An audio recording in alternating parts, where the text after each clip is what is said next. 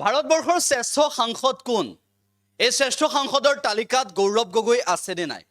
এই প্ৰশ্নটো বিভিন্ন সময়ত আহিছিল আৰু অসমৰ প্ৰেক্ষাপটত আজিৰ দিনটোত আটাইতকৈ বেছিকৈ এই কথাটোৰ চৰ্চা হৈছে। দুগৰাকী বিশেষ ব্যক্তিৰ নাম আমি উল্লেখ কৰিব বিচাৰিছোঁ। এগৰাকী হৈছে স্বনামধন্য সকলোৰে পৰিচিত আৰু এটা সময়ত নেহৰুৱে ভয় কৰা হেম বৰুৱাৰ কথা আমি উল্লেখ কৰিব বিচাৰিছোঁ। কেইটামান বিশেষ প্ৰশ্নও আমি আগবঢ়াম লাহে লাহে, কিন্তু সেই হেম বৰুৱাৰ কথা আমি এইভাবে উল্লেখ কৰিব বিচাৰিছোঁ যে সেই হেম বৰুৱাৰ প্ৰতিচ্ছবিখন সংসদৰ মজিয়াত গৌৰৱ গগৈৰ গাত দেখিবলৈ পোৱা গৈছে নেকি? প্ৰশ্ন কেইটামান আছে, সেইকেইটা আপোনালোকলৈ আগবঢ়াইছোঁ। এই প্ৰশ্নকেইটা হৈছে যে প্ৰধানমন্ত্ৰী নেহৰুৱে ভয় কৰিছিল হেম বৰুৱালৈ। ভাৰতবৰ্ষৰ শ্ৰেষ্ঠ সাংসদ কোন বুলি ক'লে বিভিন্ন সময়ত প্ৰশ্ন আহিছিল আৰু সেই হেম বৰুৱাৰ কথা সকলোৱে উল্লেখ কৰিছিল। ভাৰতবৰ্ষৰ শ্ৰেষ্ঠ সাংসদৰ অন্যতম আছিল হেম বৰুৱা। হেম বৰুৱাই কি কৰিছিল সকলোৱে জানে। দ্বিতীয়গৰাকী হেম বৰুৱাৰ ভূমিকাত নেকি গৌৰৱ গগৈ? এই প্ৰশ্নটো আজিৰ দিনটোত কিয় হৈছে সেয়া অসমবাসীক নতুনকৈ কোৱাৰ প্ৰয়োজন নাই। কিয় গৌৰৱ গগৈ এগৰাকী শ্ৰেষ্ঠ সাংসদ হিচাপে পৰিগণিত হোৱাৰ দিশে অগ্ৰসৰ হৈছে সেই কথাটো আজিৰ দিনটোত অসমীয়াক কোৱাৰ প্ৰয়োজন নাই। হেম বৰুৱা আৰু গৌৰৱ গগৈৰ মাজত সাদৃশ্য কি এই কথাটো আলোচনা কৰিবলৈ যাব লাগিব। তাৰ পূৰ্বে আমি আপোনালোকক উল্লেখ কৰিব বিচাৰিছোঁ যে এই হেম বৰুৱা আৰু গৌৰৱ গগৈৰ মাজত সাদৃশ্য আছেনে নাই, সংসদত কেনেদৰে বক্তব্য ৰাখিব পাৰে, উদাত্ত কণ্ঠৰে বক্তব্য ৰাখি কেনেদৰে নিজৰ বক্তব্য উপস্থাপন কৰি চৰকাৰী পক্ষৰ দৃষ্টি আকৰ্ষণ কৰিবলৈ সক্ষম হয়, সেই কথাটো আজিৰ দিনটোতো বহুতেই অনুধাৱন কৰিছে। পূৰ্বতে হেম বৰুৱাইও কেনেদৰে শৰাইঘাটৰ বাবে সদনত বক্তব্য দাঙি ধৰিছিল, কেনেদৰে নেহৰুক প্ৰশ্নৰে থকা সৰকা কৰিছিল, সেই কথাবোৰ আকৌ এবাৰ আজিৰ দিনটোত সোঁৱৰাই দিয়াৰ প্ৰয়োজন আছে। গৌৰৱ গগৈ আজিৰ দিনটোত যিকেইটা প্ৰশ্ন উত্থাপন কৰিছিল সেই প্ৰশ্নকেইটা প্ৰথমতে আপোনালোকলৈ আগবঢ়াইছোঁ আৰু তাৰ পাছত বাতৰিটোৰ ব্যাখ্যা আমি আগবঢ়াম। साफ 3 सवाल है प्रधानमंत्री महोदय से। सवाल पहला कि आज तक वो मणिपुर क्यों नहीं गए?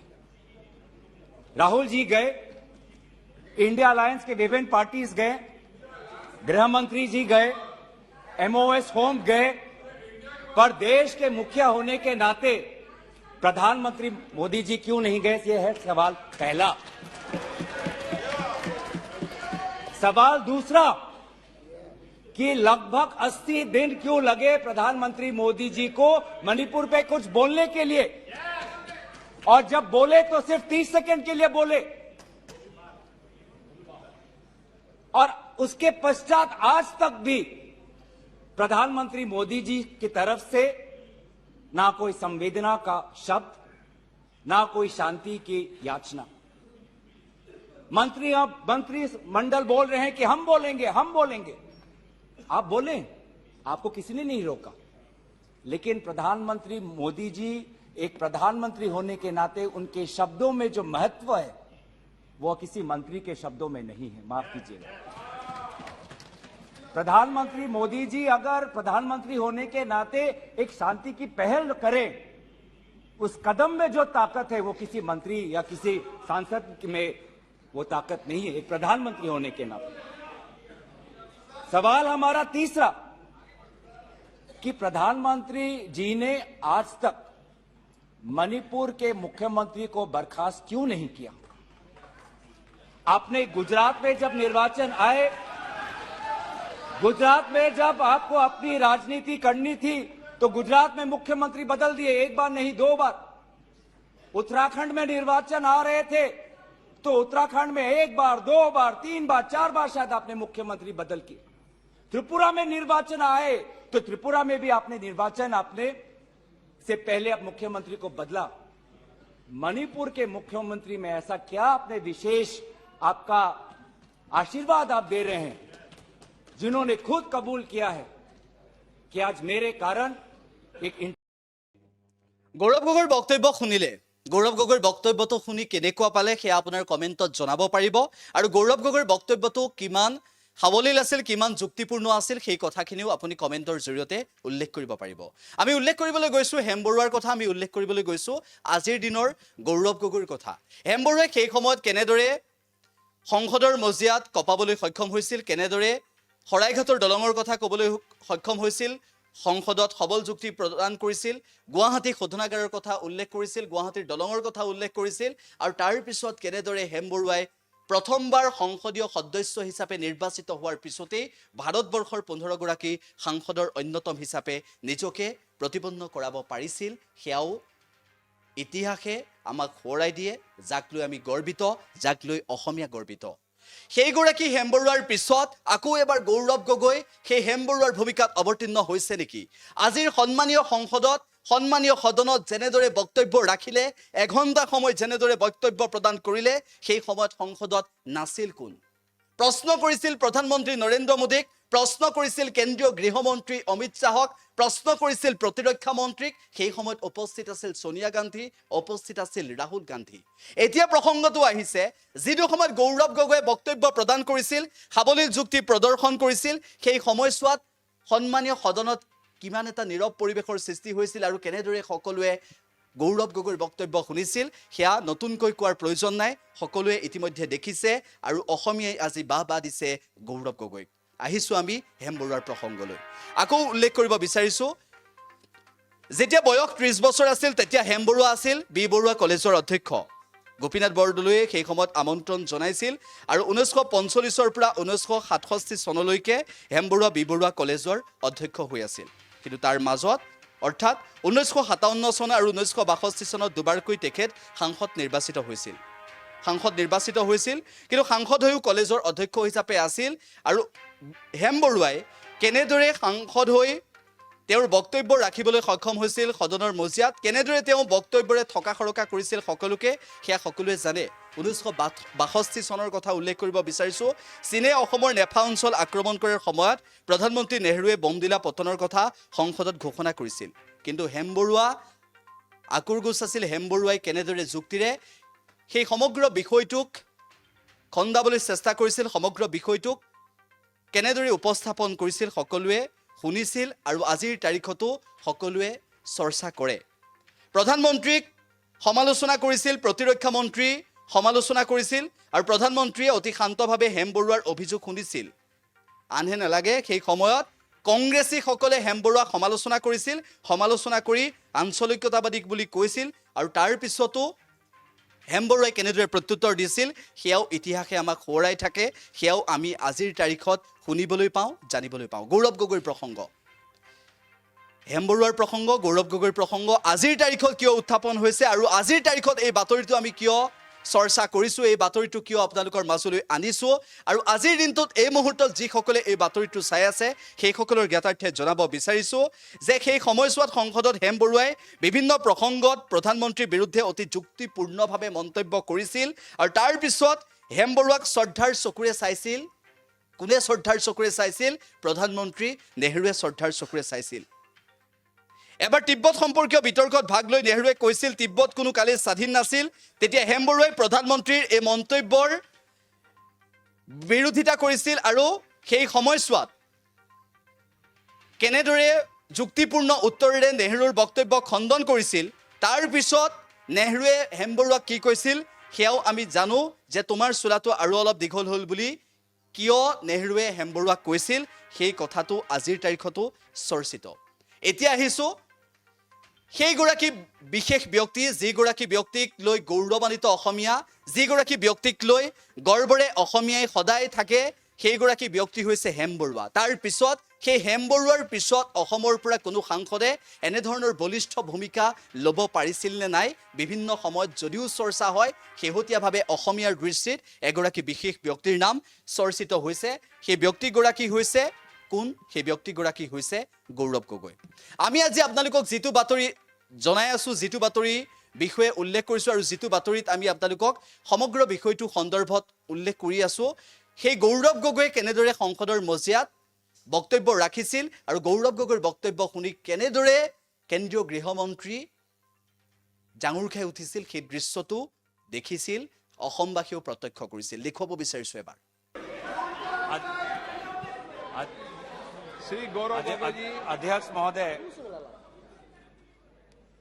अध्यक्ष महोदय, आपके दफ्तर में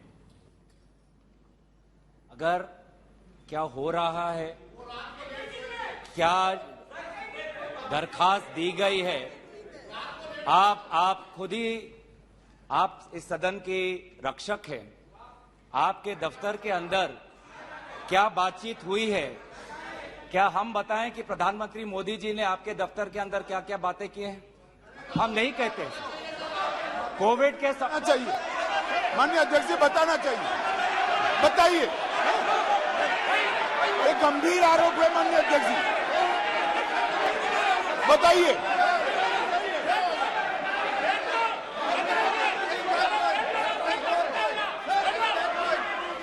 सर, प्रधानमंत्री जी का लेंगे आप, प्रधानमंत्री जी का नाम लेते हुए और शहर का नाम लेते हुए ऐसा अनाप शनाप आरोप नहीं लगा सकते, वो उनको बताना चाहिए। दफ्तर में जो बात हम आपके विश्वास में रखते हैं और आप जो बात हमें कहते हैं उसकी भी विश्वसनीयता हम बचा के रखते हैं। एक मिनट আমি গৌৰৱ গগৈৰ বক্তব্য শুনোৱালো। গৌৰৱ গগৈয়ে কি কৈছিল আৰু গৌৰৱ গগৈৰ বক্তব্যত আজি কেনেদৰে সন্মানীয় সদনত দেখিবলৈ পোৱা গৈছে সকলোৰে প্ৰতিক্ৰিয়া, সেয়াও আপোনালোকে দেখিবলৈ পালে। মই বৰ্তমান নিউজ ডেস্কত আছো, কিন্তু আজিৰ তাৰিখত সেই ভিডিঅ'টো চোৱাৰ পিছত গৌৰৱ গগৈয়ে সদনত বক্তব্য ৰখাৰ পিছত কেনেকুৱা ধৰণৰ এটা পৰিৱেশৰ সৃষ্টি হৈছিল সেয়া নতুনকৈ কোৱাৰ প্ৰয়োজন নাই। যিসকলে আজিৰ দিনটোত গৌৰৱ গগৈৰ সেই বক্তব্য শুনিছে সকলোৰে এবাৰ মনত পৰিছে হেম বৰুৱালৈ। হেম বৰুৱাক কংগ্ৰেছে সমালোচনা কৰাৰ সময়ত হেম বৰুৱাই কি কৈছিল সেয়াও আমি আপোনালোকক উল্লেখ কৰি আছো। লগতে আমি আপোনালোকক দৃশ্যাংশও দেখুৱাইছো আৰু এয়া হৈছে আজিৰ দিনটোৰ চৰ্চিত বাতৰি, আজিৰ দিনটোৰ আটাইতকৈ গুৰুত্বপূৰ্ণ এটা বাতৰি। আৰু অসমীয়াৰ বাবে আজিৰ দিনটো বুলি এইবাবেই কৈছো যে সংসদত যিটো সময়ত সকলোৱে শুনি আছিল, সংসদত যিটো সময়ত সকলোৱে গৌৰৱ গগৈৰ বক্তব্য শুনি আছিল, সেই সময়ত গৌৰৱ গগৈয়ে কেনেদৰে সাৱলীল যুক্তি দিছিল সেই কথাটো আমি বাৰম্বাৰ উল্লেখ কৰিয়ে আছো। হেম বৰুৱাক যেতিয়া কংগ্ৰেছে সমালোচনা কৰিছিল, যেতিয়া ব্ৰহ্মপুত্ৰৰ দলং গুৱাহাটীৰ শোধনাগাৰ স্থাপনৰ দাবীৰে সংসদৰ মজিয়া কপাই তুলিছিল, সেই সময়ত যেতিয়া কংগ্ৰেছে সমালোচনা কৰিছিল, তেতিয়া হেম বৰুৱাই তাৰ উত্তৰত কৈছিল আঞ্চলিকতাবাদ সাম্প্ৰদায়িকতাবাদৰ দৰে অশোভনীয় নহয়, এনেদৰে বক্তব্য ৰাখিছিল। এয়া হৈছিল হেম বৰুৱাৰ বক্তব্য। আৰু আজিৰ তাৰিখত যিটো বিষয় উত্থাপন হৈছে, সেই বিষয়টোৰ প্ৰসংগ আমি আপোনালোকৰ মাজলৈ এইভাবে টানি আনিছো যে গৌৰৱ গগৈয়ে আজিৰ দিনটোত কেনেদৰে বক্তব্য ৰাখি কেনেদৰে ভাৰতবৰ্ষৰ দৃষ্টিত, কেনেদৰে ভাৰতবৰ্ষৰ সন্মানীয় সাংসদসকলৰ দৃষ্টিত নিজকে কিমান এগৰাকী যোগ্য সাংসদ হিচাপে প্ৰতিপন্ন কৰাব পাৰিছে, সেই কথাটো সাংসদসকলে ইতিমধ্যে নিজে নিৰ্ধাৰণ কৰিছে, ভাৰতবৰ্ষৰ জনতাই দেখিছে। আৰু কংগ্ৰেছে এগৰাকী যোগ্য ব্যক্তি পাইছেনে নাই সেই সন্দৰ্ভত আজিৰ দিনটোত বিশেষভাৱে চৰ্চা। অসমীয়া হিচাপে এই বিশেষ বাতৰিটো আমি এইভাবে আপোনালোকলৈ আগবঢ়াই দিছো যে গৌৰৱ গগৈৰ ভাষাৰ প্ৰতি থকা ভাষাৰ ক্ষেত্ৰত থকাৰ ভাষাৰ ক্ষেত্ৰত যি দখল আছে গৌৰৱ গগৈৰ, সেই দখল কিমান বেছি আছে সেয়াও আপোনালোকে গম পাইছে। আজিৰ দিনটোত সন্মানীয় সংসদত কেনেদৰে বক্তব্যৰে থকা সৰকা কৰিব পাৰিছিল, বক্তব্যৰে কেনেদৰে প্ৰধানমন্ত্ৰী গৰাকীক সমালোচনা কৰিছিল যুক্তিৰে, সেই কথাখিনিও আজিৰ তাৰিখত স্পষ্ট হৈ গৈছে। আকৌ সেইকেইটা প্ৰশ্ন আমি বাতৰিৰ আৰম্ভণিতে আপোনালোকক জনাইছিলো, যিকেইজনে এই মুহূৰ্তত এই বাতৰিটো চাবলৈ আৰম্ভ কৰিছে সেইকেইজনৰ বাবে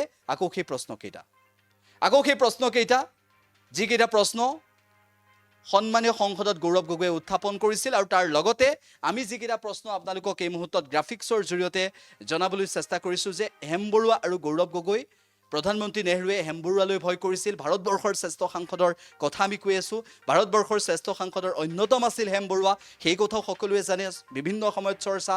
দ্বিতীয়গৰাকী হেম বৰুৱাৰ ভূমিকাত গৌৰৱ গগৈ অৱতীৰ্ণ হৈছে নেকি, পাৰিবনে নোৱাৰে হেম বৰুৱাৰ স্থান ল'ব, ভাৰতবৰ্ষৰ শ্ৰেষ্ঠ সাংসদ কোন, কিয় গৌৰৱ গগৈ এগৰাকী শ্ৰেষ্ঠ সাংসদ, এই প্ৰশ্নটোও আহিছে। আৰু লগতে হেম বৰুৱা আৰু গৌৰৱ গগৈৰ মাজত সাদৃশ্য কি, আজিৰ দিনটোত আমি আপোনালোকক এই বাতৰিটো জনালো। আৰু ইয়াৰ